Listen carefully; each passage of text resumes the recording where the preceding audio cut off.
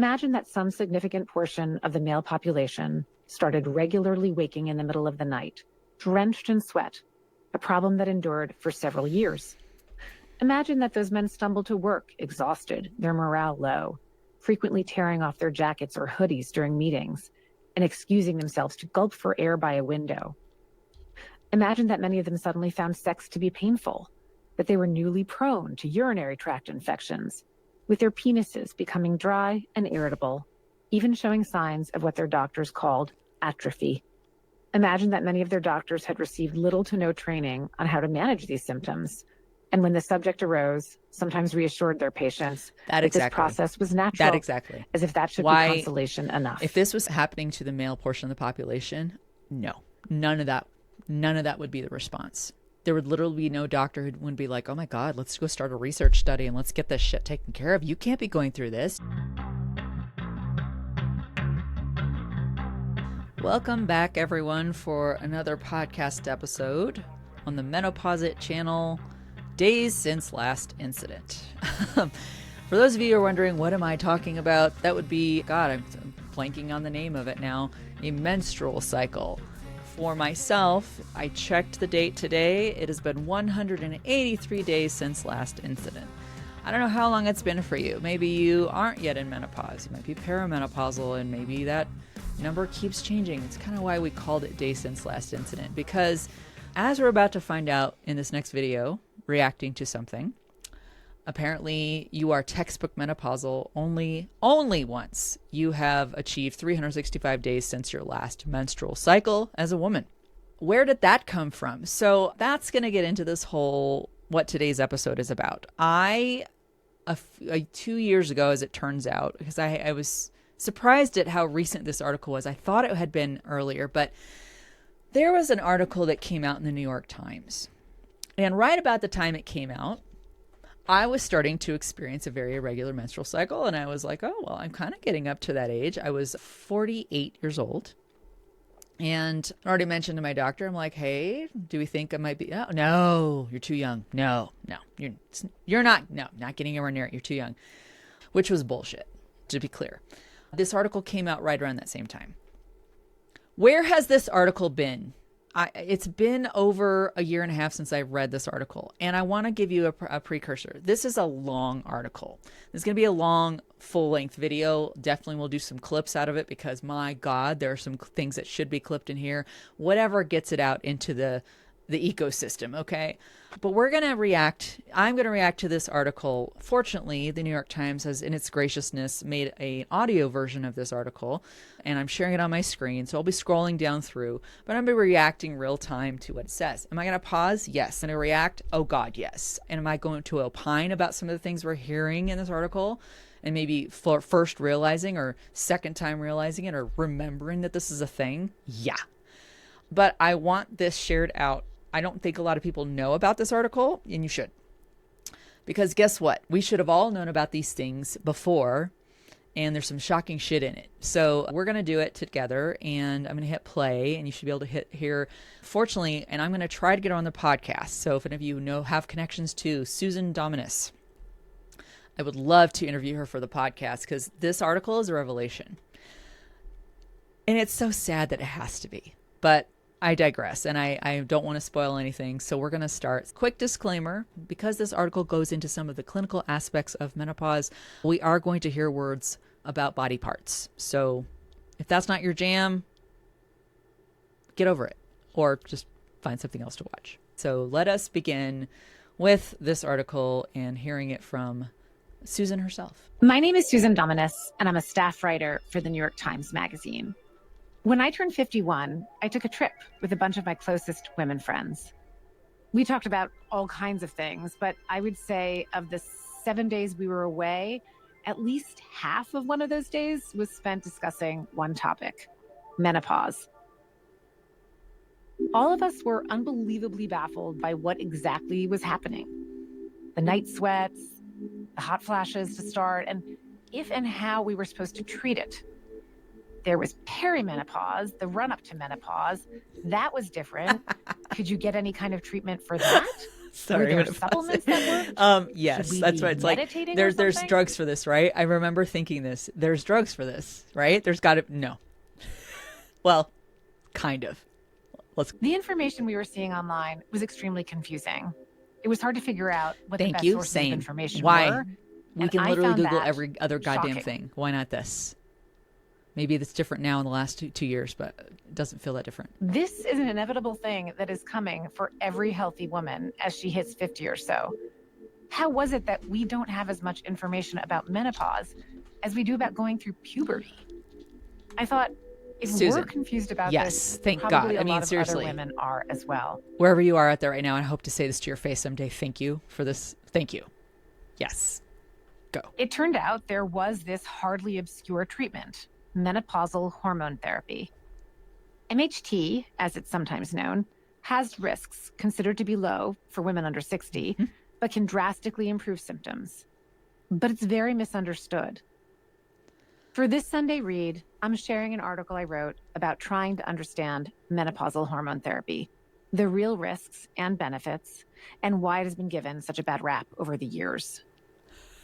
While I was writing and researching this story, I became somebody who brought up menopause at every dinner Can or relate. cocktail party Y'all, I I went talk about to, it so probably goddamn much. My poor kids inappropriately. are probably so over it. I have two kids who are age 16 and 18. And aside from the fact that I'm making this channel and making this podcast and doing the games and doing all, and even wearing merch about this stuff, but talking about it incessantly.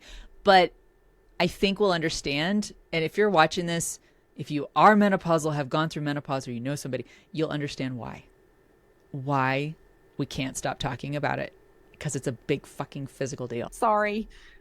But whenever I told women about what I was working on, they'd stop, look at me and say, finally, or thank you, or what have you found out? So here's my story from the February 5th, 2023 issue of the New York Times Magazine. Women have been misled about menopause. For the past 2 or 3 years, many of my friends, women mostly in their early 50s, have found themselves in an unexpected state of suffering. The cause of their suffering was something they had in common, but that did not make it easier for them to figure out what to do about it, even though they knew it was Pause. coming. It was menopause. Think, and tell me what you think, but I knew it was coming. I remember when my mom went through menopause. Now, my mom had a hysterectomy actually right around that same time, but she went through it, and she would share some about it. It's not like we didn't know it was going to come, but I think that's all we knew. That's all we knew. And that's what the most frustrating part of this is. But let us continue. The symptoms they experienced were varied and intrusive. Some lost hours of sleep every night, disruptions that chipped away at their mood, their energy, the vast resources of goodwill that it takes to parent and to partner. One friend endured week-long stretches of menstrual bleeding so heavy that she had to miss work. Another friend was plagued by as many as 10 hot flashes a day. A third was so troubled by her flights of anger, their intensity new to her, that she sat her 12-year-old son down to explain that she was not feeling right, that there was this thing called menopause, and that she was going through it. Another felt a pervasive dryness in her skin, her nails, her All right. throat, even I may her do this eyes, as a paragraph as if at a she were time because we've slowly got to calcified. look at that. That is such a myriad of symptoms. If you were to go into a doctor's office and say, I'm having all of these, and I want to call this out too. And bros, if you're watching this, you're going to hear this very much from a woman's side. If a man went into a doctor's office and said, I'm having all these symptoms, what are they supposed to say? There's so many things that trouble me about this too, because lack of sleep. We all know that has impact immediately on every aspect of your life. You feel out of control. Of course, short fuse. Good God, you can't do anything. Her poor 12-year-old son, she had to sit down and say, here's what I'm going through. I mean, a kid who's like, I don't understand what you're going through, Mom. Why are you being so mean? What is happening here? But just, yes, all of the menstrual bleeding that you have to miss work. And I'm not even going to get into not even menstrual bleeding, but just having menstruation and how that impacts women being able to go to work and just be normal or feel normal. Anyway, that's just a huge shit ton of stuff. But we can relate, right, ladies? Ooh. Then last year, I reached the same state of transition. Technically, It is known as perimenopause, the biologically chaotic phase leading up to a woman's last period, when her reproductive cycle makes its final faltering runs. The shift, which lasts on average 4 years, typically starts when women reach their late 40s, the point at which the egg-producing sacs of the ovaries start to plummet in number. In response, some hormones, among them estrogen and progesterone, spike and dip erratically, their usual signaling systems failing. During this time, a woman's period may be much heavier or lighter than usual. As levels of estrogen, a crucial chemical messenger, trend downward, women are at higher risk for severe depressive symptoms. Bone loss accelerates. In women who have a genetic risk for Alzheimer's disease, the first plaques are thought to form in the brain during this period. Women often gain weight quickly or see it shift to their middles as the body fights to hold on to the estrogen that abdominal fat cells produce.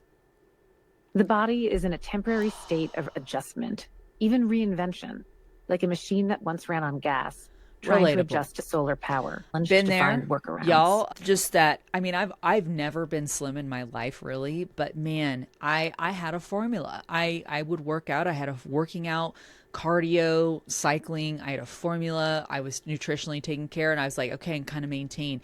That went out the fucking window.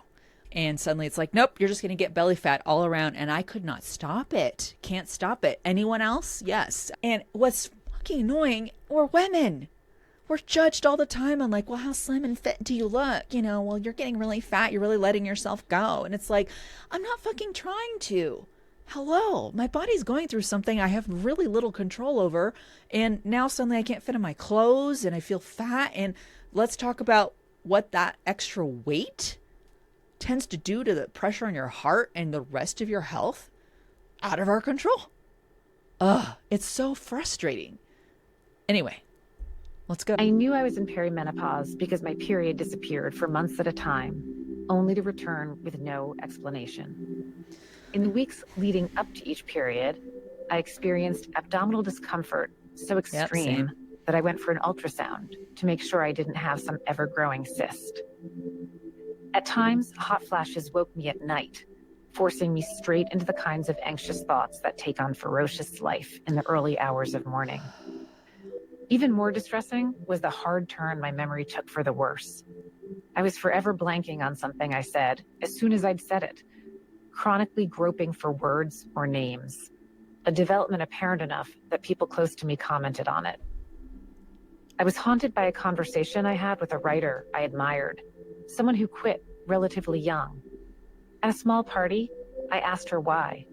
Menopause, she told me without hesitation. Y'all felt that? I've had think mental of the fog, and for someone who communicates for a living, I podcast for a living, just blanking out on words that normally come just fine. I've probably done it during this exact episode, actually. And you feel stupid. And I've done it in mid-sentence with my kids, with colleagues. And again, well, you're getting older. Is that dementia? No, maybe it's just menopause. The hot flashes, it's been rough. Just randomly, suddenly flop sweat. I had that happen to me. I was networking at an event. I went to a conference and I was trying to build business, but also professionally develop. And I was first day talking to new people and I just started flop sweating. I sweat through my shirt and I was doing everything I could to hide it. My friends' reports of their recent doctor's visits suggested that there was no obvious recourse for these symptoms. When one friend mentioned that she was waking once nightly because of hot flashes, her gynecologist waved it off as hardly worth discussing. A colleague of mine seeking relief from hot flashes was prescribed bee pollen extract, which she dutifully took with no result. Another friend who expressed concerns about a lower libido and vaginal dryness could tell that her gynecologist was uncomfortable talking about both. I thought, hey, aren't you a vagina doctor? She told me. Why is this I use the that thing case? for sex. We're find out. Spoiler. Same. I mentioned earlier in the episode, that I was telling I'm having these things. Oh, you're too young. Just hand for 2 different physicals was just, no, you're probably just stressed. Let me prescribe you some trazodone, which she did for anxiety. Now, I was having anxiety, depression, didn't really correlate. That might be related to menopause. But yeah, just throw another drug at it. Pollen extract? Really? I'm all for the homeopathic, whatever, that's fine. But I don't know that this is going to make a dent. And then just the awkwardness. Should we talk? I'm sorry. We literally, woman, we're doing pap smears and your fingers are up there. But now you don't want to talk about it? Why is this so hard? Their doctor's responses prompted me to contemplate a thought experiment, one that is not exactly original, but is nevertheless striking. Imagine that some significant portion of the male population started regularly waking in the middle of the night, drenched in sweat, a problem that endured for several years. Imagine that those men stumbled to work, exhausted, their morale low, frequently tearing off their jackets or hoodies during meetings, and excusing themselves to gulp for air by a window. Imagine that many of them suddenly found sex to be painful, that they were newly prone to urinary tract infections, with their penises becoming dry and irritable, even showing signs of what their doctors called atrophy. Imagine that many of their doctors had received little to no training on how to manage these symptoms, and when the subject arose, sometimes reassured their patients that this process was natural, as if that should be consolation enough. If this was happening to the male portion of the population, no, none of that would be the response. There would literally be no doctor who would be like, oh my God, let's go start a research study and let's get this shit taken care of. You can't be going through this. You have important shit to do. If you're feeling angry right now, you should be, because that's how I feel. And again, I'm not trying to say, oh God, let's go attack men and be mad at men about this. Not necessarily, but they can't control biological stuff either, like what's happening in their bodies. Fine, right. But why is it that when it's happening to 50% or more of the population in mass, just get over it? Well, it's part of aging. Embrace it. I don't think so. So continue. Now imagine that there was a treatment for all these symptoms that doctors often overlooked. The scenario seems unlikely, and yet it's a depressingly accurate picture of menopausal care for women. There is a treatment, hardly obscure, known as menopausal hormone therapy, that eases hot flashes and sleep disruption and possibly depression and aching joints. It decreases the risk of diabetes and protects against osteoporosis. It also helps prevent and treat menopausal genitourinary syndrome, a collection of symptoms including urinary tract infections and pain during sex that have half of postmenopausal women. Helps prevent diabetes and osteoporosis. That seems like a big deal. Pain during sex. I got to tell you, and I'm very fortunate in this.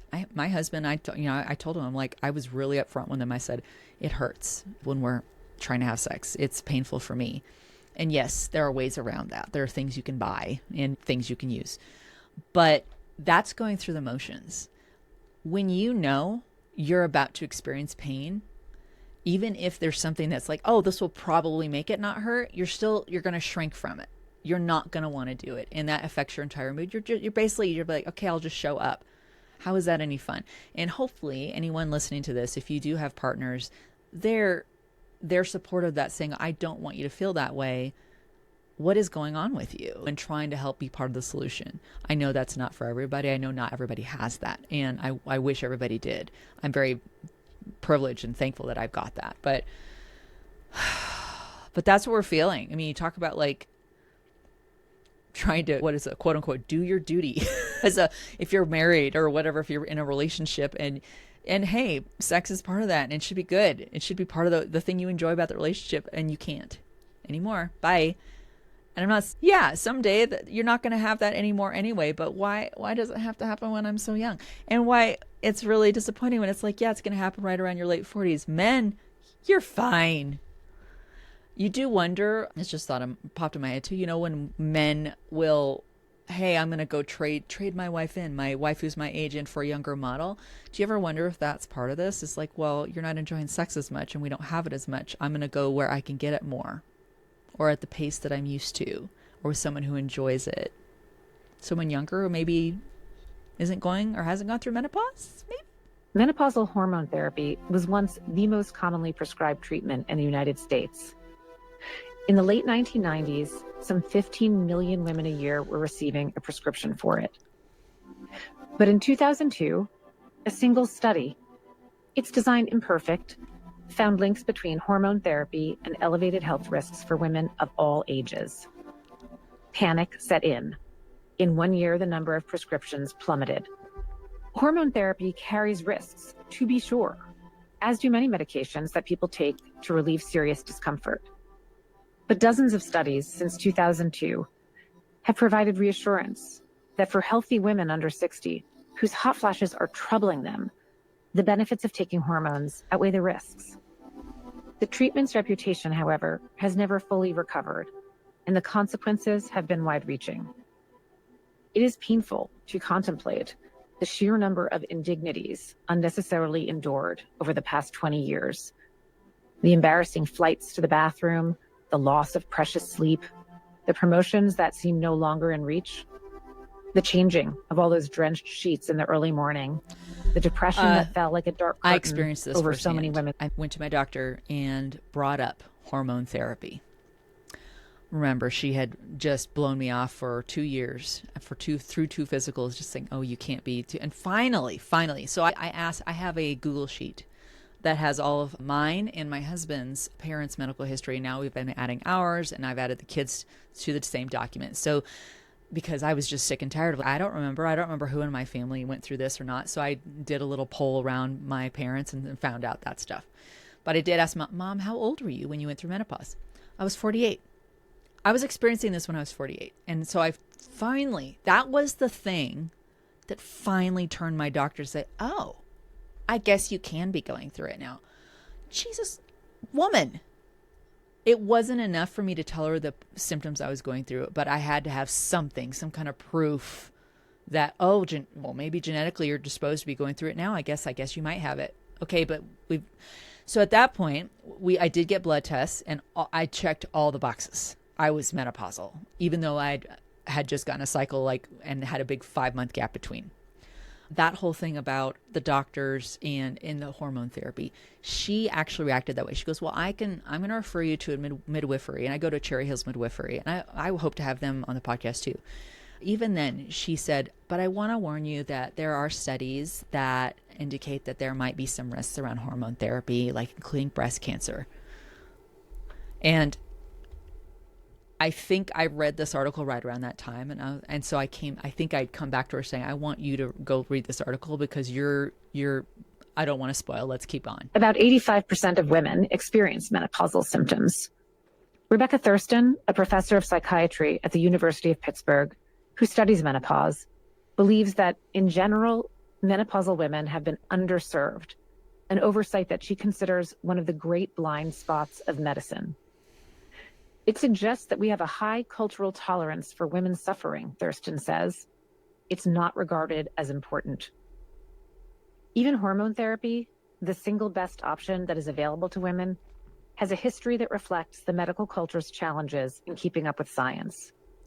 It also represents right there, a y'all, lost opportunity to improve women's suffering. It's just part of what you go through. And we don't have to just talk about menopause here. I've never had an IUD inserted or used one. I have heard women tell horror stories about going through the insertion and removal of that device. I do have my own story. So I was having the heavy bleeding, and I had to get an ultrasound, and they were wondering if I had polyps in my uterus, and I had to get a DNC. That is where they scrape the inside of your uterus.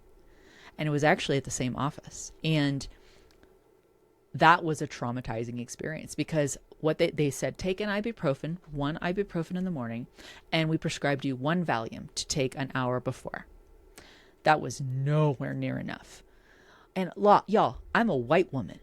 If we want to get into intersectional feminism, but talking about some of the different disparities in health for women, Black women, brown women, Asian women, but particularly there's different rates where they are so disregarded. And they have medically trained people have been told, well, they have a higher pain tolerance. What the hell are you talking about? Oh, this is not the Stone Ages. Let us continue, because if your mind's getting blown right now, it'll continue. Go. Every woman has the right, indeed the duty, to counteract the chemical castration that befalls her during her middle years, the gynecologist Robert Wilson wrote in 1966. The U.S. Food and Drug Administration approved the first hormone therapy drug in 1942, but Wilson's blockbuster book, Feminine Forever, can be considered a kind of historical landmark, the start of a vexed relationship for women and hormone therapy. The book was bold for its time in that it recognized sexual pleasure as a priority for women, but it also displayed a frank contempt for aging women's bodies and pitched hormones in the service of men's desires. Women on hormones would be, quote, more generous sexually and, quote, easier to live with. They would even be less likely to cheat. Within a decade of the book's publication, Premarin, a mix of estrogens derived from the urine of pregnant horses, was the fifth most prescribed drug in the United States. Decades later, it was revealed that Wilson received funding from the pharmaceutical company that sold Premarin. It makes sense considering the time period. I mean, way before kind of women's feminism movements and stuff like that. But yeah, it's all about the women in the workplace. Obviously, we've come leaps and bounds from there, but you still have pay disparity. But yeah, it's all about, well, how are the men feeling about this? Because that's where we need to prioritize. In 1975, alarming research halted the rise of the drug's popularity. Menopausal women who took estrogen had a significantly increased risk of endometrial cancer. Prescriptions dropped, but researchers soon realized that they could all but eliminate the increased risk by prescribing progesterone, a hormone that inhibits the growth of cells in the uterus lining. The number of women taking hormones started rising once again and continued rising over the next 2 decades, especially as increasing numbers of doctors came to believe that estrogen protected women from cardiovascular disease.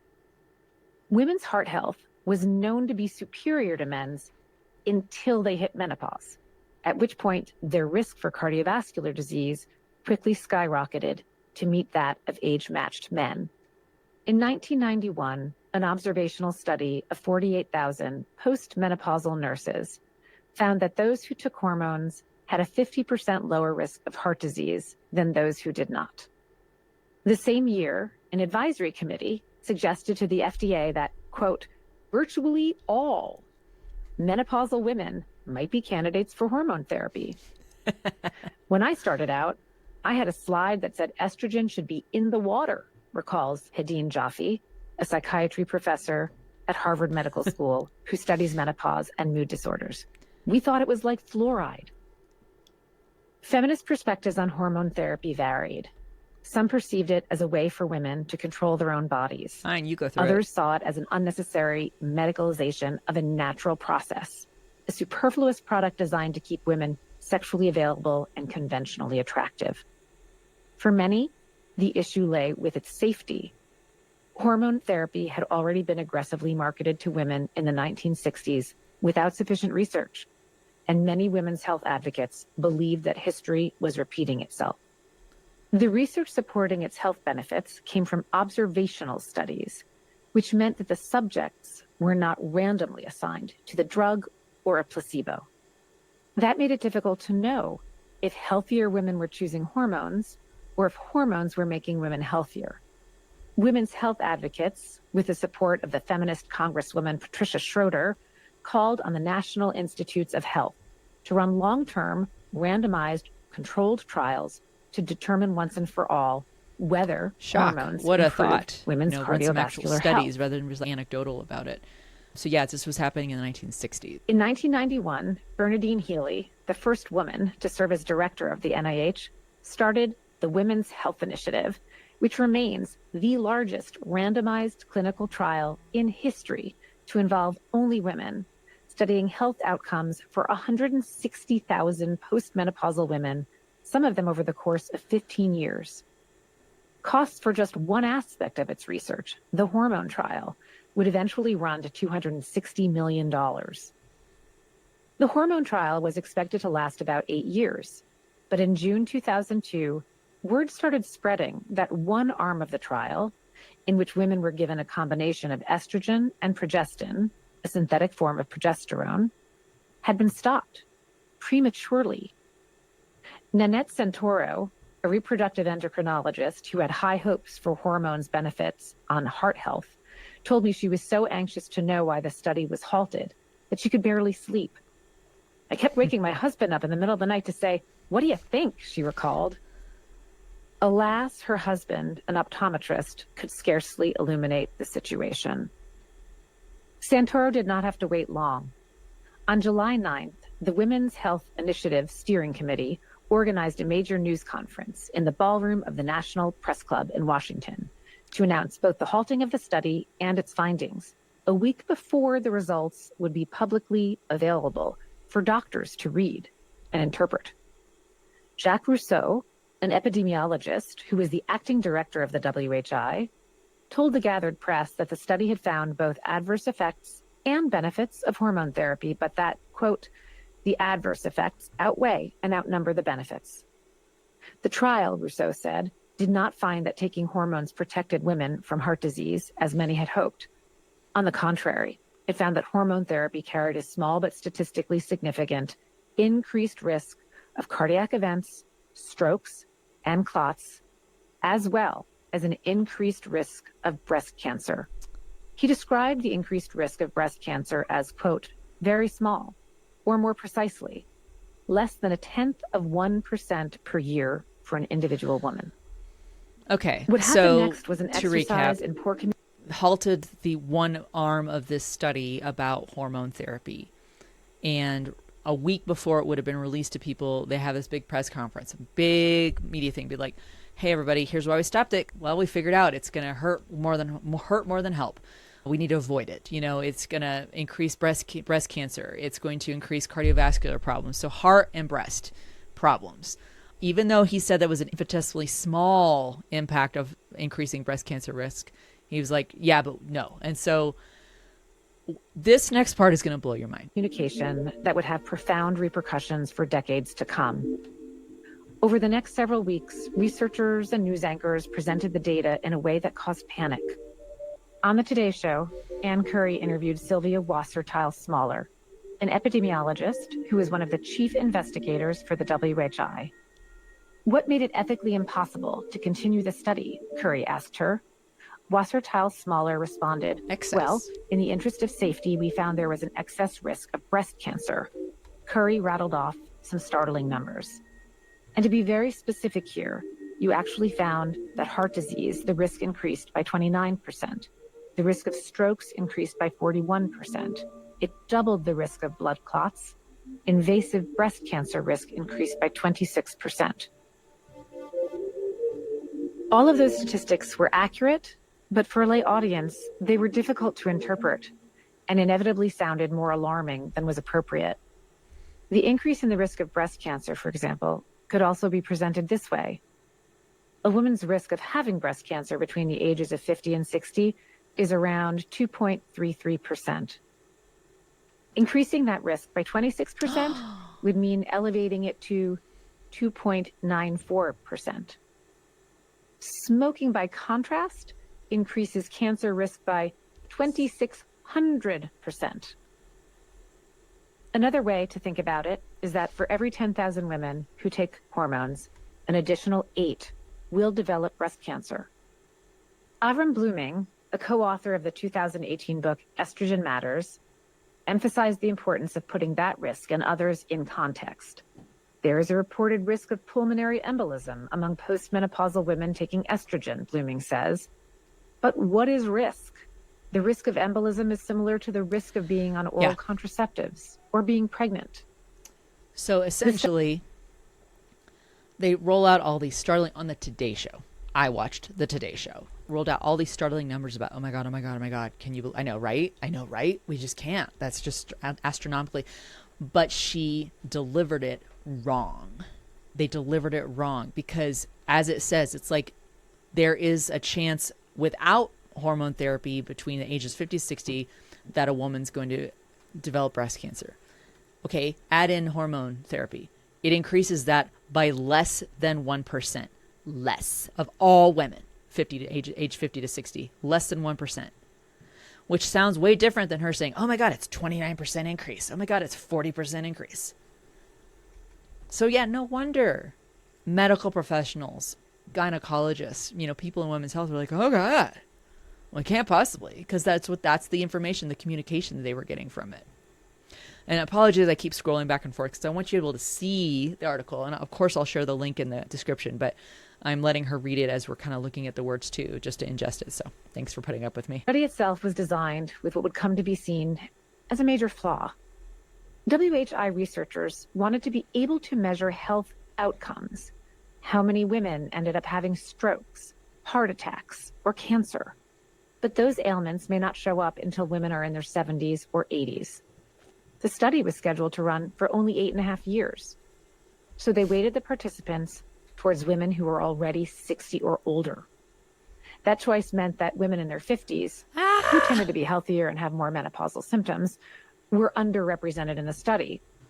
At the news conference, Rousseau started out by saying that the findings had, quote, broad applicability, emphasizing that the trial found no difference in risk by age. Y'all, it would be years think before about researchers that. I am appreciated 50 just right how now. wrong that I'm was. going to be vastly different physically when I'm in my 60s. But these folks are just like, there's not much difference, whatever. That's bullshit. And even go back to what they were saying. When you hit your late 40s and you hit menopause, bone mass starts to decrease. Don't you think that bone density might be different between the age of 50 and 60 if it's decreasing for 10 more years? Just that alone, oh my God. I mean, all of us can look around at ourselves too. If we have friends or relatives or colleagues who are 10 years older than us, I'm 50 and I have a 60-year-old colleague, vastly different. But they're basically saying, it's negligible. They're wrong. The Today segment was just one of several media moments that triggered an onslaught of panicked phone calls from women to their doctors. Mary Jane Minkin, a practicing OBGYN and a clinical professor at Yale School of Medicine, told me she was apoplectic with frustration. She couldn't reassure her patients, if reassurance was even in order. She came to think it was, because the findings were not yet publicly available. I remember where I was when John Kennedy was shot, Minkin says. I remember where I was on 9/11, and I remember where I was when the WHI findings came out. I got more calls that day than I've ever gotten before or since in my life. She believes she spoke to at least 50 patients on the day of the Today interview, but she also knows that countless other patients did not bother to call, I'm sorry. simply quitting their hormone therapy overnight. I'm starting to get emotional about it too. That's terrible. Sorry, I'm taking this out so I can take my glasses off. That's terrible. Imagine if you're a woman who has been feeling all these symptoms, whether all of them or a combo of them or whatever, and you finally find something and are able to start taking something to alleviate those, to relieve you of those symptoms and to make you feel more like a woman again. No more hot flashes, reduced pain of weird menstrual cycles, having fun having sex again with your husband or whoever your partner is or partners, and your cardiovascular health and everything, and feeling better. And then you're so freaked out because of these alarmist way these findings were divulged, and not being able to go, even your medical doctor can't go say, well, let's go look at them together. You can't, because they're not publicly available. And so they're just so afraid they quit. Because look at that. I almost paused it at that point in the video when they're like, it's 40% more risk of breast cancer or whatever. It's like, of course that's freaking out. That's freak out worthy. Of course you're going to be like, if you knew like, hey, I could start taking a pill that's going to increase my chance of breast cancer by almost 50%, you're not going to take it. Unless the other thing you're trying to avoid is that bad, you're immediately going to do some math and be like, well, I guess I'll just put up with it. I'd rather do that than get breast cancer. But this was so unnecessary. It was so unnecessary. That's what's just so, it's... Within 6 months, insurance claims for hormone therapy had dropped by 30%. And by 2009, they were down by more than 70%. Joanne Manson, chief of the Division of Preventive Medicine at Brigham and Women's Hospital, and one of the chief investigators in the study, described the fallout as, quote, the most dramatic sea change in clinical medicine that I have ever seen. Newsweek characterized the response as near panic. The message that took hold then, and has persisted ever since, was a warped understanding of the research that became a cudgel of Pause a there, warning. y'all. So if Hormone that's what you're therapy hearing, is dangerous for if you've women. heard that said to you, I guarantee you're normal. You're one of the normal people. I don't know that I've encountered a woman who's either approaching menopause or is going through it right now who hasn't heard that from someone, whether it's a partner or spouse because they've heard it, or their doctor, or another woman who is like, well, my doctor told me. And usually it's just that, it's 6 degrees from Kevin Bacon kind of thing. It's, well, my mom, her doctor told her it was bad, so she didn't take it, so I don't take it. And it's not right. Now, is there no risk? No, that's not true either, but it's not the alarmist one. She said that was the biggest sea change she saw in medical treatment ever. The full picture of hormone therapy is now known to be far more nuanced and reassuring. When patients tell Stephanie Fabian, the director of the Mayo Clinic Center for Women's Health, that they've heard that hormones are dangerous, she has a fairly consistent response. I sigh, Fabian told me. She knows she has some serious clarifying to do. Fabian, who is also the medical director of the North American Menopause Society, NAMS, an association of menopause specialists, says the first question patients usually ask her is about breast cancer risk. She explains that in the WHI trial, women who were given a combination of estrogen and progestin saw an increased risk emerge only after 5 years on hormones. And even after 20 years, the mortality rate of women who took those hormones was no higher than that of the control group. Some researchers have hope that new formulations of hormone therapy will lessen the risk of breast cancer. One major observational study published last year suggested so, but that research is not conclusive. The biggest takeaway from the last 2 decades of research is that age matters. For women who go through early menopause, before age 45, hormone therapy is recommended because they're at greater risk for osteoporosis if they don't receive hormones up until the typical age of menopause. For healthy women in their 50s, life-threatening events like clots or strokes are rare, and so the increased risks from hormone therapy are also quite low. When Manson, along with Rousseau, did a reanalysis of the WHI findings, she found that women under 60 in the trial had no elevated risk of heart disease. For those of you who are watching, drop in the comments your age, particularly for a woman. But it's going to matter. This part's important because it's good to kind of see, like, okay, we just talked about it and they alluded to it earlier. The age matters. There's a vast difference between 45, 55, 65. There just is, which is duh. I'm not a medically trained person. That's my biggest reaction to that is duh. But that's where I want, because this part's important, especially if you are experiencing perimenopause or menopausal symptoms. So drop in the comments your age, commiserate with people in your age bracket. I'm Gen X, age 50, so commiserate with me, y'all. I'll be down in the comments too. This, however, did reveal greater risks for women who start hormone therapy after age 60.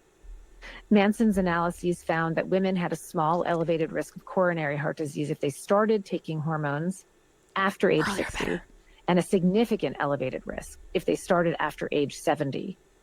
It was possible, researchers have hypothesized, that hormones may be most effective within a certain window, perpetuating the well-being of systems that are still healthy, but accelerating damage in those that are already in decline.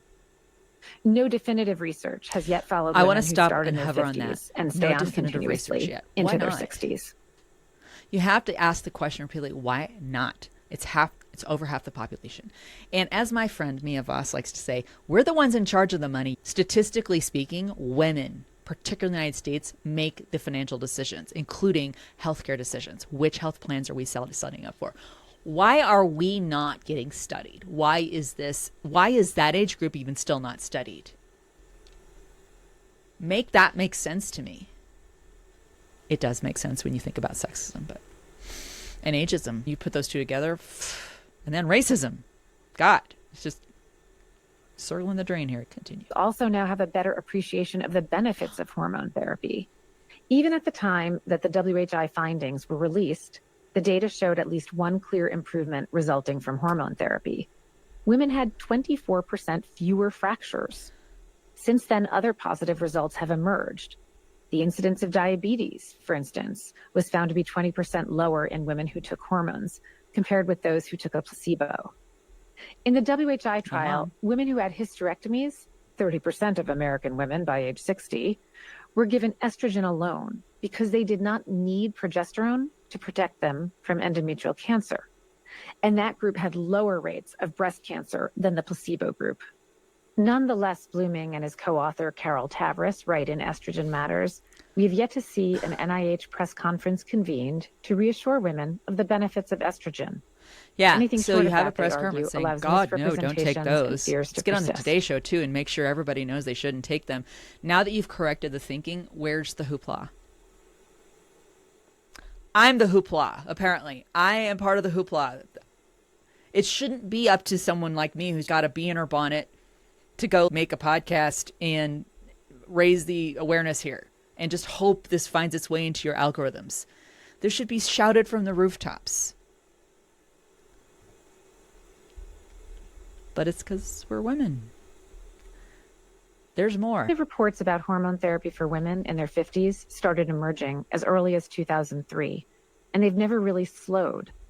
But the revelations have come in a trickle, with no one story gaining the kind of exposure or momentum of the WHI news conference.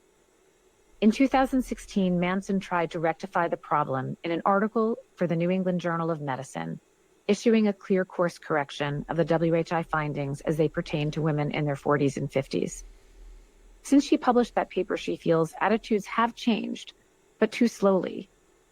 Manson frequently speaks to the press, and as the years passed and more data accumulated that suggested that the risks were not as alarming as they were first presented, you can almost track her increasing frustration in her public comments. Women who would be appropriate candidates are being denied hormone therapy for the treatment of their symptoms, she told me in a recent interview. She was dismayed that some doctors were not offering relief to women in their 50s on the basis of a study whose average subject age was 63, and in which the risk assessments were largely driven by women in their 70s. We're talking about literally tens of thousands. They're out there of right now, right? Who are reluctant to My prescribe old doctor. hormones. A lot of you are going to doctors who are still not there because it's not been disseminated. And y'all, you got to go. This is so stupid that we have to do this, but it's being an advocate for your own health. You've got to take these studies. I'm going to post that link. I know I'm going to post a link to the article, but that link to that New England Journal of Medicine in the comments, take that with you. Have it on your phone and say, how do I get this in your hands so you can read this? If your doctor is telling you and still telling you that no, hormone's bad, automatically, full stop, no further questions asked. It's like, wait. But that's what we have to do. It's dumb that we have to try to educate the medical professionals in charge of telling us what the best medical process and future is and prognosis is for us. It's dumb, but here we are. With new information, doctors still find themselves in a difficult position.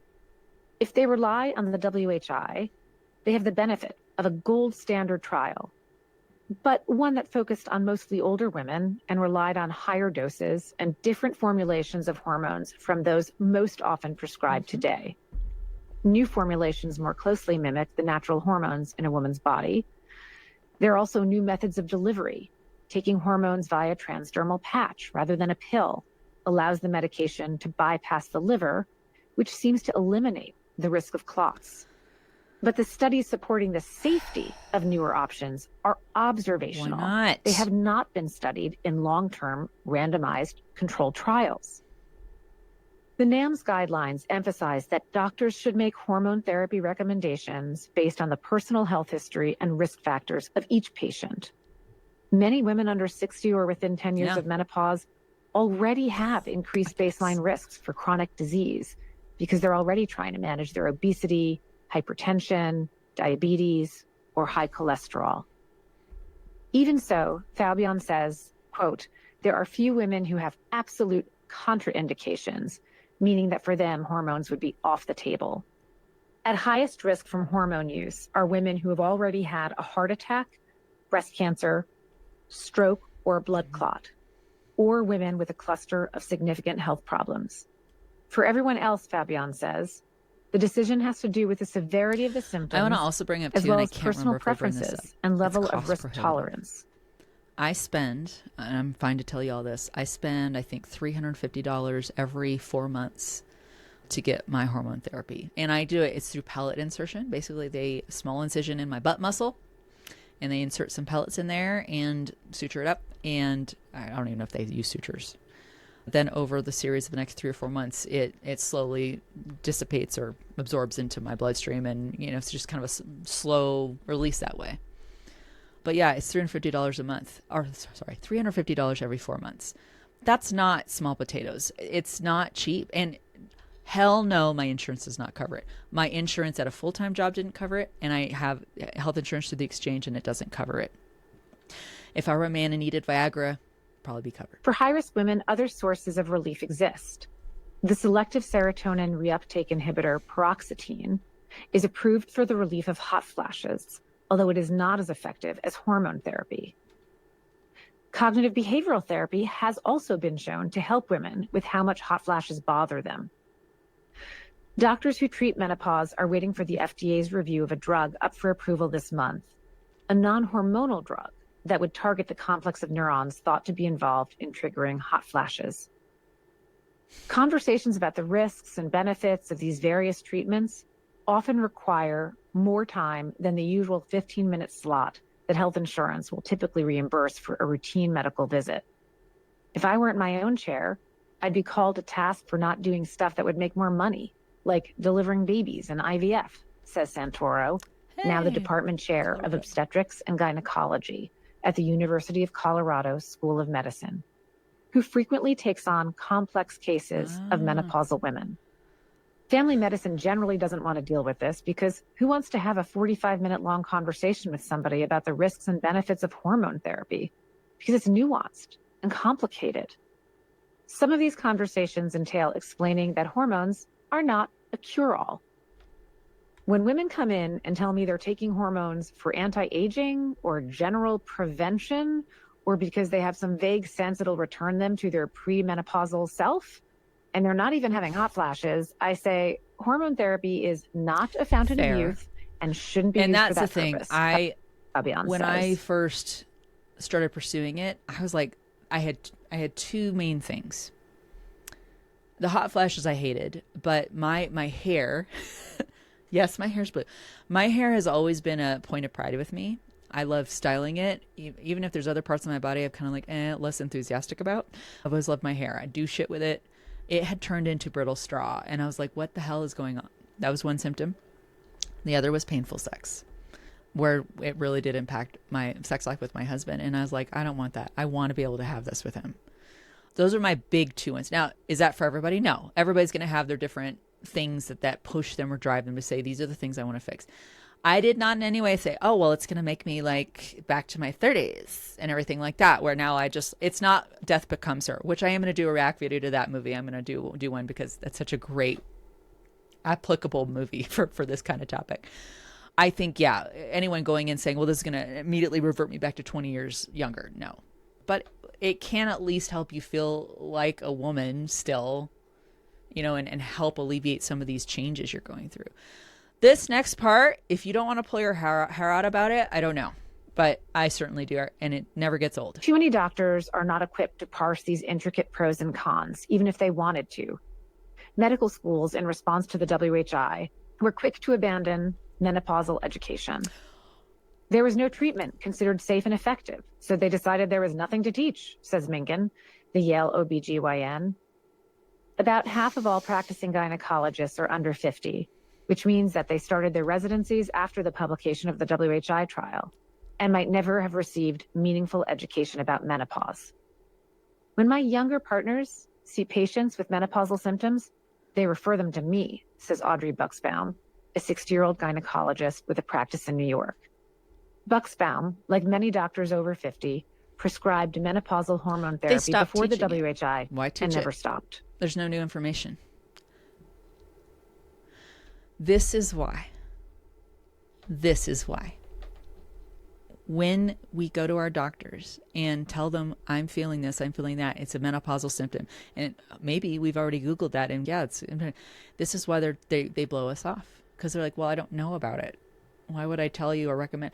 My mom actually related something to me. I'm not going to go into the details, but she's a lifelong medical professional, nursing all the way up to physician's assistant until she retired. My whole life. And so she knows what to look up, scientific studies and research and journals and things like that. She can go do her own research. She does, and she's very effective at it.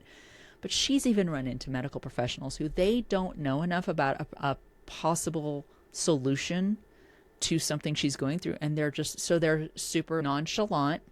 I don't want to get into it. I don't want to recommend it. Poo-poo, ha-ha. Maybe that'll help you. I don't know. Versus if they're well-versed in it and they're like, oh, God, yeah, I know all about it. And that's what we're running into, is they don't teach this. They don't educate the medical professionals we go to seek care about this shit that's going on with our bodies, along with everything else, and they don't know anything about it. Other than, well, you can't do hormone therapy because it gives you breast cancer. Which has been overblown. On a stage of life that affects half the world's population is still wildly overlooked at medical schools. The 2017 survey sent to residents across the country found that 20% of them had not heard a single lecture on the subject of menopause. And a third of the respondents said they would not prescribe hormone therapy to a symptomatic woman, even if she had no clear medical conditions that would elevate the risk of doing so. I was quizzing my daughter a few years ago when she was studying for the board exams. And whoever writes the board questions, the answer is never, give them hormones, Santoro says. In recent years, there has been some progress. The University of Pennsylvania has established a menopause clinic, and Johns Hopkins now offers a 2-year curriculum on the subject to its medical students. But the field of gynecology will most likely, for decades to come, be populated by many doctors who left medical school unprepared to offer guidance to menopausal women who need their help. I didn't know all of this when I went to see my gynecologist. I knew only what my friends had told me, and that hormone therapy was an option. The meeting was only my second with this gynecologist, a woman who struck me as chic, professional, and in a bit of a hurry, which was to be expected, as she's part of a large healthcare group. The kind that makes you think you'd rather die from whatever's ailing you than try to navigate its phone tree one more time. Something about the quick pace of the meeting, the not so frequent eye contact, maybe hesitate before bringing up my concerns. They felt whiny, even inappropriate, but I forged on. I was having hot flashes, I told her. Not constantly, but enough that it was bothering me. I had other concerns, but since memory issues were troubling me the most, I brought that up next. That could also just be normal aging, she said. She paused and fixed a doubtful gaze in my direction. We only prescribe hormones for significant symptoms, she told me. I felt rebuffed, startled by how quickly the conversation seemed to have ended, and I was second-guessing myself. Exactly. Were my symptoms, after all, significant? They don't know enough By about whose it. definition? They only know the very little that they got from a study with the big press conference Today Show hoopla. They haven't been taught anything about it in medical school other than maybe a couple short lines. So they don't want to talk about it. They're uncertain themselves. And so then it comes back and it pushes back on us as the patient. Well, it's probably not that significant. So they just they bounce it down. Like we could be getting the solution earlier, but because they don't know, we just keep getting bounced down year after year after year until it's like, okay, well now let me check my watch. I guess you must be in menopause because we didn't want to check. Y'all, push them to do a panel, do a hormone panel on you.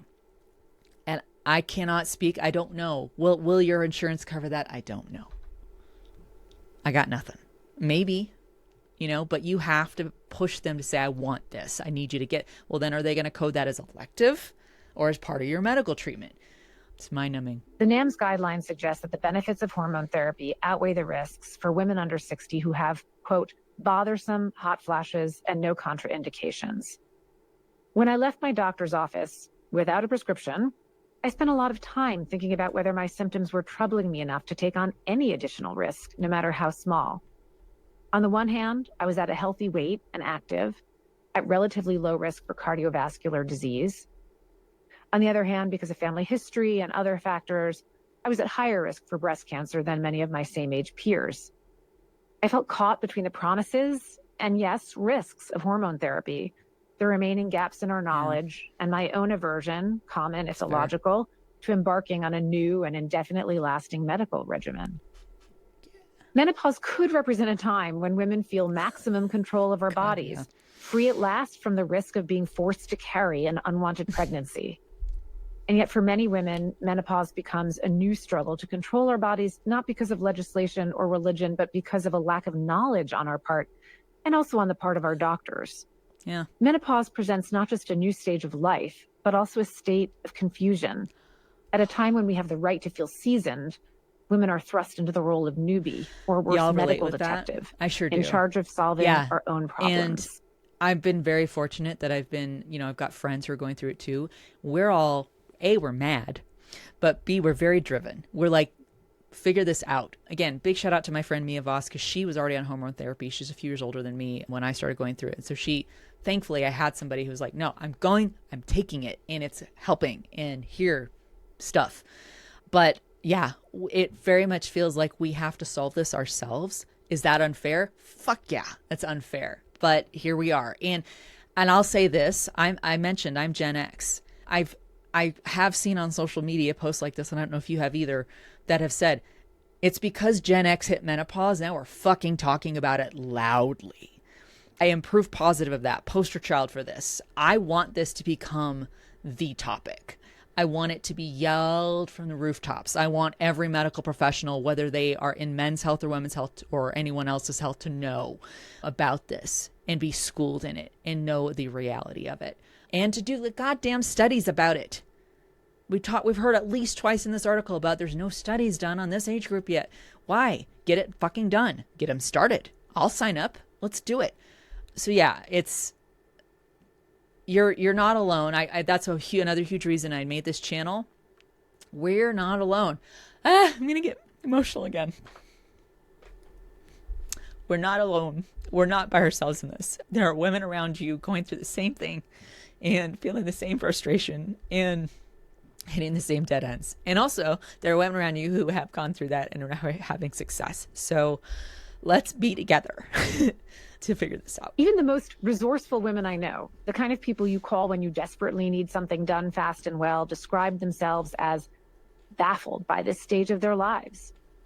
A recent national poll found that 35% of menopausal women reported that they'd experienced 4 or more symptoms, but only 44% they had discussed their symptoms with a doctor. Women often feel awkward initiating those conversations, and they may not even identify their symptoms as menopausal. Menopause has the worst PR campaign in the history of the universe because it's not just hot flashes and night sweats, says Rachel Rubin, a sexual health expert and assistant clinical professor in urology at Georgetown University. How many times do I get a 56-year-old woman who comes to me who says, oh yeah, I don't have hot flashes and night sweats, but I have depression and osteoporosis and low libido and pain with sex? These can all be menopausal symptoms. In an ideal world, Rubin says, more gynecologists, internists, and urologists would run through a list of hormonal symptoms with their middle-aged patients, rather than waiting to see if those women have the knowledge and wherewithal to bring them up on their own. The WHI trial measured the most severe life-threatening outcomes: breast cancer, heart disease, stroke, and clots, among others.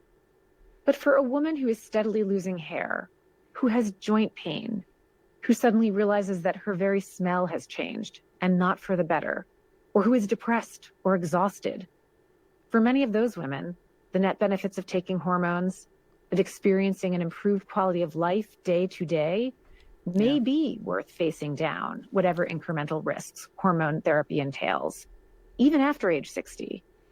Even for women like me, whose symptoms are not as drastic, but whose risks are low, hormones can make sense. I'm not saying every woman needs hormones, Rubin says. Hell yeah. But I'm a big believer your body, that goes back your to choice. I don't know how y'all feel. I've gotten to the point, and I think part of it I mentioned is having a mom worked in medicine. I've always been I'm so not shy in the doctor's office. I just come around, I'm having this and this and this and this and this. And I'm just like, and it feels this way when I do this. I don't hide anything. because I'm just like, I just want to know. That's not everybody. It's embarrassing. It can feel embarrassing. It feels shameful. You're talking because we do have a very kind of prudish thing that we grow up with. You're like, oh, well, don't ever talk about that. Bleed in private with your cycles, your menstrual cycles, and women, hide your ankles. That goes back to Victorian era stuff. But just and don't talk about your pain. This all comes back to this whole systemic like pain in childbirth. Shut up. It's wonderful. No, it's not. It fucking hurts. It's like one of the worst pains you're ever going to have in your life. Nobody wants to talk about that before a woman gives birth. The pains we go through. I do a whole lot of the suffer in silence stuff. Less now so these days than I have in the past maybe. But we're all used to that. We brought up enduring menstrual pain when you're going to events or going to work and you just suffer in silence. I love being able to work from home now because I can slap a heating pad on there and take ibuprofen, and it's certainly much more helpful than me trying to gut it out in a cubicle without any of those helpful things. But yeah, there's just still so much to it. And all I'm saying is like doctors need to be helping their patients. Like instead of me waiting on you to lift off symptoms, like, why don't I ask you proactively? But again, they're dealing with that like, well, I can only have you in here for so many minutes before I get yelled at by my boss because got to churn and burn, baby. God. Conversations about menopause lack, among so many other things, the language to help us make these choices. Some women sail blissfully into motherhood, but there's a term for the extreme in anxiety and depression that other women endure following delivery: postpartum depression. Some women menstruate every month without major upheaval. Others experience mood changes that disrupt their daily functioning, suffering what we call premenstrual syndrome, PMS, or in more serious cases, premenstrual dysphoric disorder. A significant portion of women suffer no symptoms whatsoever as they sail into menopause. Others suffer near systemic breakdowns with brain fog, recurring hot flashes, and exhaustion.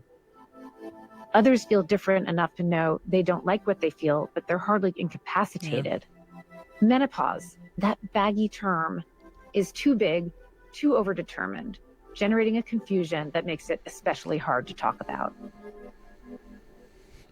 No symptom is more closely associated with menopause than the hot flash, a phenomenon that's often reduced to a comedic trope. The middle-aged woman furiously waving a fan at her face and throwing ice cubes down her shirt. 70 to 80% of women have hot flashes, yet they are nearly as mysterious to researchers as they are to the women experiencing them. Why? Yeah. A reflection of just how much we still have to learn about the biology of menopause. Scientists are now trying to figure out whether these hot flashes are merely a symptom or whether they trigger other changes in the body. Strangely, the searing heat a woman feels roaring within is not reflected in any significant rise in her core body temperature.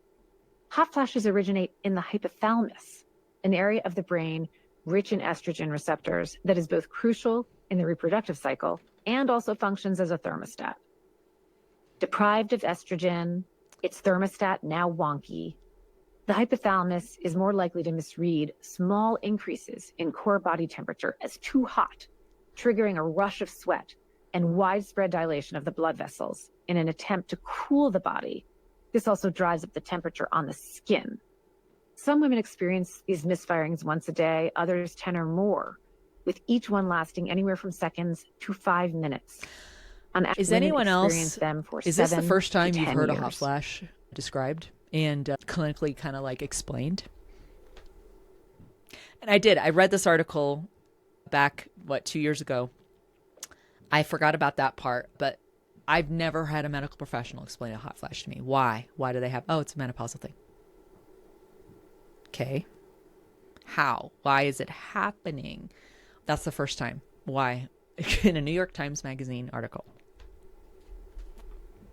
Makes you wonder. What hot flashes might mean for a woman's health is one of the main questions that Rebecca Thurston, the director of the Women's Biobehavioral Health Laboratory at the University of Pittsburgh, has been trying to answer. Thurston helped lead a study that followed a diverse cohort of 3,000 women over 22 years and found that about 25% of them were what she called super flashers. Their hot flashes started long before their periods became irregular, and the women continued to experience them for as many as 14 years. That ain't short-lived at all. The idea that for most women, hot flashes are an irritating but short-lived inconvenience. Of the 5 racial and ethnic groups Thurston studied, Black women were found to experience the most hot flashes, to experience them as the most bothersome, and to endure them the longest. In addition to race, low socioeconomic status was associated with the duration of women's hot flashes, suggesting that the conditions of life, even years later, can affect a body's management of menopause. Women who experience childhood abuse This gets back into were that why it's so 70% more important not likely to to just do report this night widespread sweats study, and but to hot do flashes. it by race, by age, by socioeconomic information and stuff like that. Look at that. Look at what they just discovered. I have a friend and she is a Black woman and she's been having the hot flashes a ton lately. And now I'm learning here that statistically speaking, she is going to experience them more, most likely. So more than I would as a white woman. Why is that? Let's dig into that. Let's learn why. Good Lord. Information power.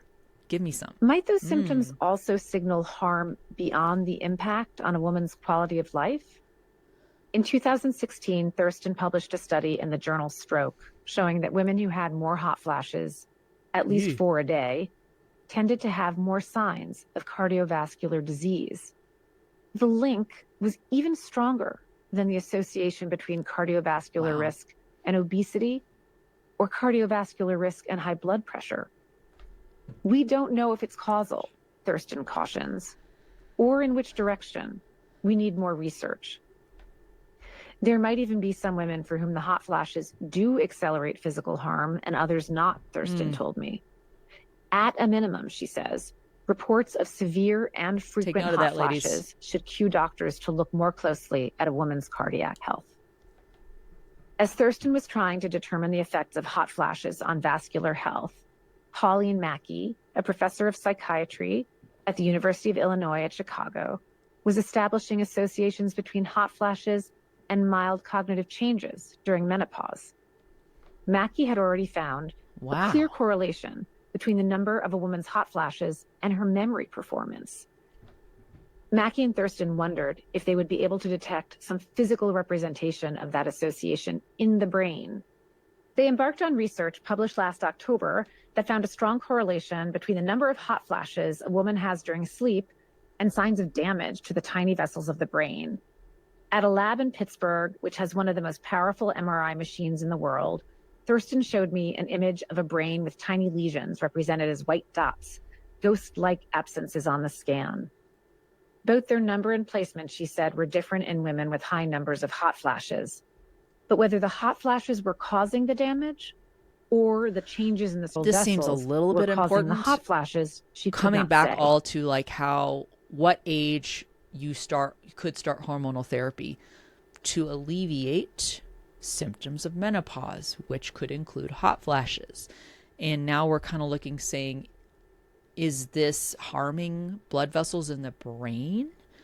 Would we not want to thwart that earlier than later? I think research is being done.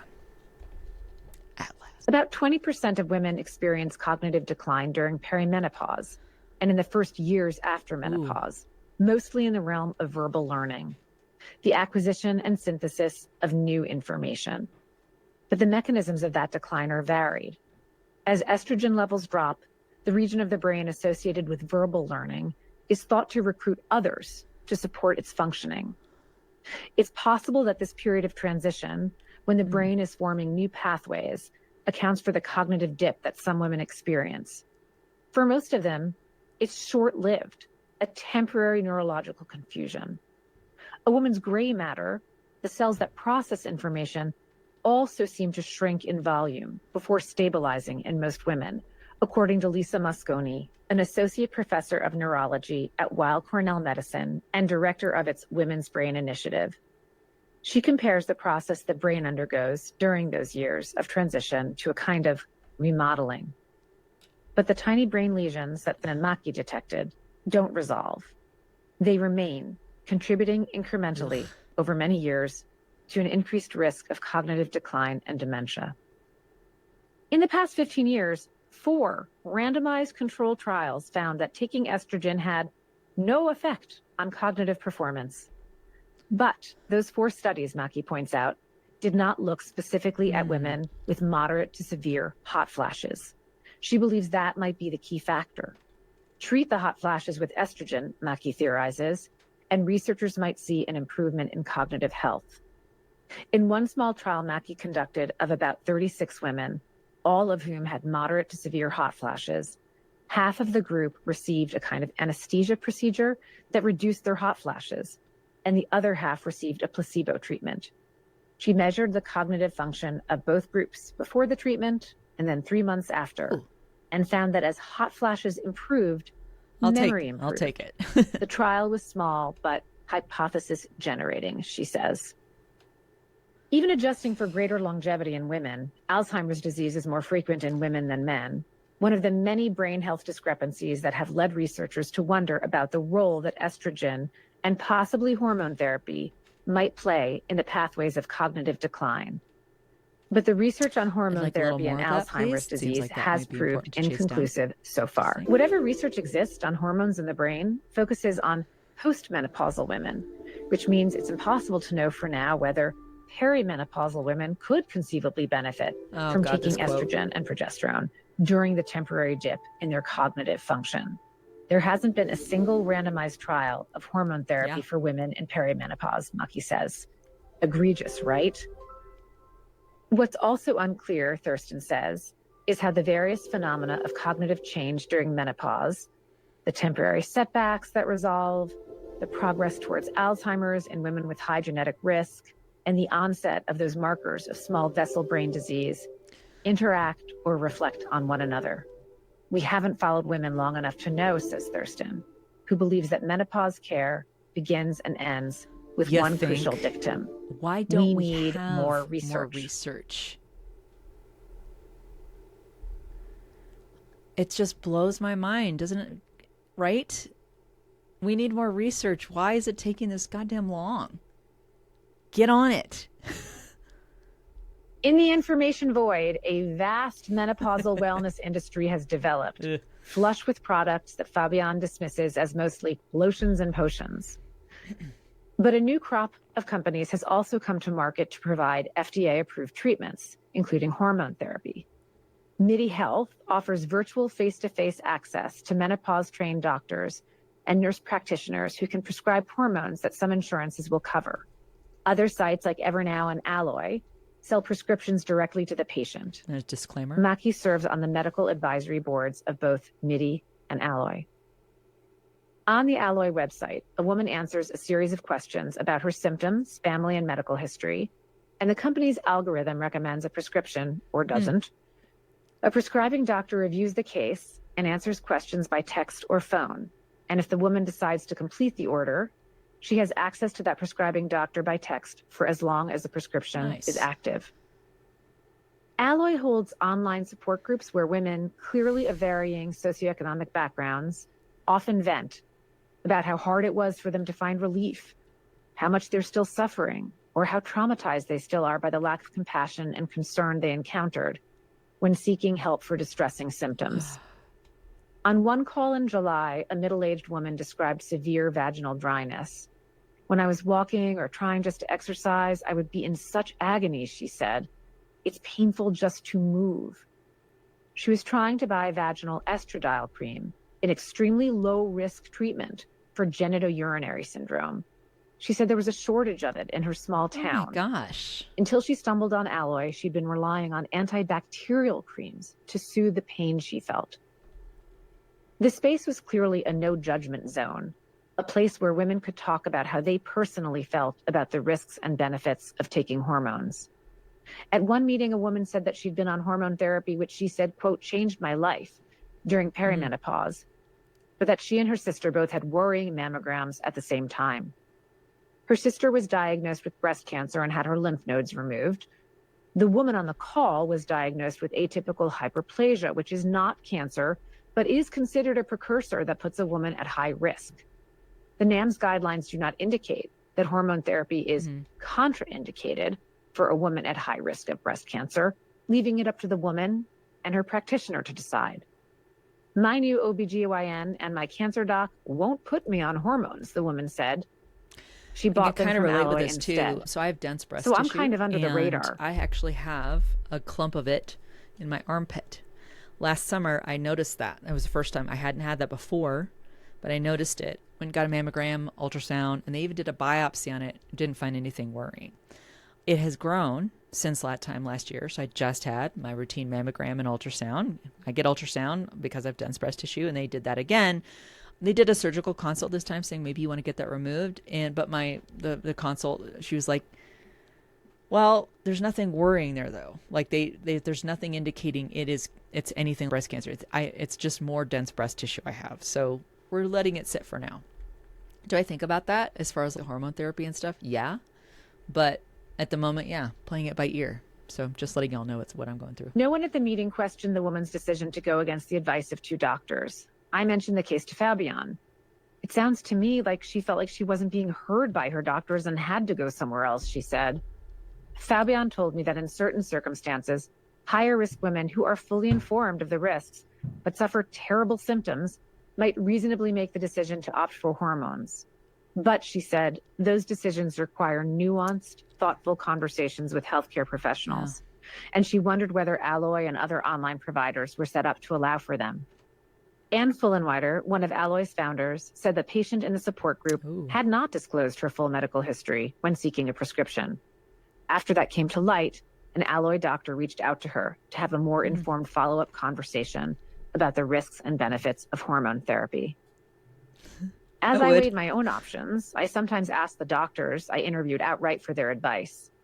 For women in perimenopause who are still at risk for pregnancy, I learned a low-dose birth control can, quote, even things out, suppressing key parts of the reproductive system and supplying a steadier dose of hormones. Another alternative is an intrauterine device, an IUD, to provide birth control, along with a low-dose estrogen patch, which is less potent than even a low-dose birth control pill and is therefore thought to be safer. Too much equipment, I told Rachel Rubin, the sexual health expert, when she suggested it. This is why I don't ski. I found myself thinking often about an insight that Santoro says she offers for patients, especially those under 60 and in good health. If you're having any symptoms, how can you weigh the risks and benefits if you haven't experienced the extent of the benefits? In November, I started on a low-dose birth control pill. I'm convinced, and those close to me are convinced, that my brain is more glitch-free. I have no hot flashes. More surprising to me, and perhaps the main reason for that improvement in cognition, my sleep improved. I had not even mentioned my poor quality of sleep to my gynecologist, given the length of our discussion. But I had also assumed that it was a result of stress, age, and a sweet but snoring husband. Yeah. Only once I took the hormones did I appreciate that my regular 2 a.m. wakings, too, were most likely a symptom of perimenopause. The pill was an easy enough experiment, but it carried a potentially higher risk of clots than the IUD and patch. Now convinced that the effort of an IUD is worth it, I resolved to make that switch as soon as I could get an appointment. How many women are doing some version of what I did? Unsure of or explaining away menopausal symptoms, apologizing for complaining about discomforts they're not sure are significant, quietly allowing the conversation to move on when they meet with their gynecologists or internists or family care doctors. And yet, my more smoothly functioning brain goes round and round, wondering, worrying, waiting for more high-quality research. Maybe in the next decade, when my personal risks start escalating, we'll know more. All I can hope is that it confirms the current trend towards research that reassures. The science is continuing. We wait for progress and hope. It is as inevitable as aging itself. What a doozy. So, as I told you, that is a super long article, but it's so worth it. There's so many aspects to this that are troubling, that are revealing, that might be encouraging. Even from the standpoint of saying as I mentioned, nobody's alone in this. You're not going through this by yourself. If you're frustrated, you're not alone. You should be frustrated, and more people than you are frustrated. And we should all be frustrated together. Maybe that would actually get the ball rolling faster. What is, I think, the underlying theme of this whole article is more research is needed. Please do it on us. Figure this the fuck out. yeah, I would love to hear y'all's stories in the comments. I would love to hear, I'm on social too. Menopause, it's on a few different apps, and I'm Rachel Has the Mic is pretty much everywhere. But share your stories, commiserate. Somebody else might be encouraged. Share this with someone you know who is either perimenopausal, menopausal, doesn't know somebody who's in menopause, is living with someone who's going through menopause. They might find an answer here. They might help push for more answers. I don't know where this is going to wind up, but we need more of it. We should talk about it more. Yeah, I really wanted to react to this article. It's been on my mind a lot lately. It's been on my mind since I read it, really, because my life is menopause right now, frankly. I hope it helps. That's what I hope. And if it does, great. More stuff about menopause and just the whole experience of it here on this channel. Definitely going to have some more discussions, hopefully with Susan Dominus. I would love to have her on. I'd love to get medical experts on. I'd love to get women who game and are menopausal. I'd love to get women in the entertainment gaming industry. I'd love to just talk to women who are in menopause. But let's keep shouting it out. Like the article says, it's got the worst PR campaign in history. Let's change that. So that's been the Day Since Last Incident podcast on the Menopause Channel, Menopausal Channel, on the Menopausal Channel. Thanks so much for watching and listening. If you liked this video or reacted strongly to it, like it on YouTube, like it right here. If you would like to hear more and like to keep commiserating and learning, subscribe. That'd be great. Really appreciate it. But liking is a great way to show support. I really appreciate it. And share it with folks. That's a big way too. But yeah, thank you so much. And we'll be back with some more content here on the Menopausal Channel.